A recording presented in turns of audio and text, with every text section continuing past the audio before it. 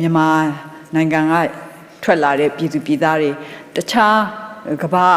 နိုင်ငံအသီးသီးမှာရောက်နေတဲ့ပြည်သူပြည်သားတွေဟာကျမတို့မေးတဲ့မေးခွန်းတစ်ခုခဏခဏကျမတို့မေးတဲ့မေးခွန်းတစ်ခုရှိပါတယ်ဒါဒီနောက်မှပါလာမလားတော့မသိဘူးဒီလိုဒီအချိန်မှာမြန်မာနိုင်ငံကိုပြန်ဖို့အချိန်တန်ပြီလားတဲ့ကျမအမြဲပြောတယ်ဒါကိုယ့်ဘာကိုဆုံးဖြတ်ရမယ်လူတိုင်းဟာကိုယ့်ဘဝအတွက်ကိုတာဝန်ယူရမယ်ကိုယ်ဆုံးဖြတ်ချက်အတွက်ကိုတာဝန်ယူရမယ်ကျမကိုမေးပြီးတော့ကျမကပြန်လာပါဆိုလို့ပြန်လာတာအခုတော့အဆင်မပြေပါဘူးလို့ပြောလို့မရဘူးเนาะ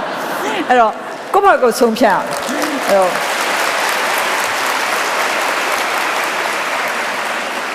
ကိုယ့်ဘာကိုဆုံးဖြတ်တဲ့နေရာမှာနှစ်ဖက်ကကြည့်ရမယ်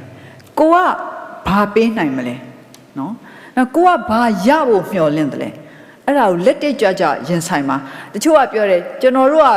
ပြန်ပေးဖို့ပဲလာတာဒါဟာတကယ်တော့သဘာဝမကြောက်ဒါလူသဘာဝဆိုတော့ကိုလည်းပြန်လူကျင်တာပဲကို့မှာလည်းမျှော်လင့်ချက်ကလေးရှိတာပဲအနည်းဆုံးတော့ကိုမိသားစုနဲ့အေးအေးဆေးဆေးနေကျင်နေဆိုတဲ့မျှော်လင့်ချက်ကလေးရှိမယ်ဒီတော့ကိုကဘာပေးနိုင်မလဲကိုကဘာလူကျင်တယ်လဲဆိုတာကိုဓမ္မဒိဋ္ဌံကြစဉ်းစားကြည့်ပါငါဒါလူကျင်တယ်ဒါတကယ်ငါရနိုင်မဲ့အခြေအနေရှိသလားမရနိုင်လို့ရှိရင်ငါဘယ်လိုဒါကိုမြင်မလဲဒါကိုပေးခြင်းတယ်ပေးနိုင်မဲ့အခြေအနေရှိသလားကိုပေးခြင်းတိုင်းနဲ့ပေးလို့ရတာမဟုတ်ဘူးနော်ပေးနိုင်ဖို့အခြေအနေပေးမှပေးလို့ရတာအဲ့ဒါကိုဆုံးဖြတ်စေခြင်းတယ်အဲ့တော့အခုဒီမိကွန်းဟာလည်းနောက်ဆုံးကြတော့ဒီအဖြေနဲ့တူပါပဲကို့မှာဘာပေးနိုင်တာရှိလဲဘယ်လိုနည်းနဲ့ပေးနိုင်မလဲထိထိရောက်ပေးနိုင်ပါမလားတူးချင်းကနေပြီးတော့စဉ်းစားရမယ်ဥပမာကိုကနေပြီးတော့ဆရာဝန်ဆိုလို့ရှိရင်ကျမရေးဘက်မှာဘယ်လိုကူညီနိုင်မလဲဒါမှမဟုတ်ကိုကနေပြီးတော့ပညာရေးဘက်မှာစိတ်ပါဝင်စားရတယ်ဆိုရင်ပညာရေးဘက်ကနေဘယ်လိုကူညီနိုင်မလဲလက်တွေ့ကြစဉ်းစားပါအခွင့်အရေးတွေကဘာရှိလဲကူညီရမယ့်အခွင့်အရေးတွေနော်ကိုကရောဘာပဲပြောပေါ့နော်တခြားဘာမှမလိုချင်ဘူးဆိုပေမဲ့လေကိုအလုပ်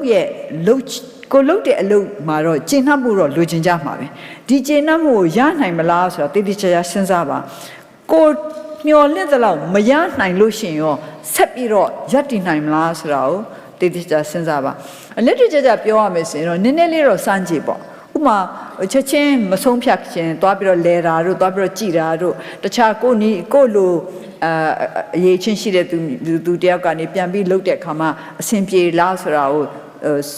စုံစမ်းကြည့်တာတို့အဲ့ဒါမျိုးတွေလုပ်ပါလို့လက်တွေ့ကြချင်းကပ်ပါတိတ်စိတ်ကူးမရင်ပါနဲ့စိတ်ကူးရင်တယ်ဆိုတာဟာ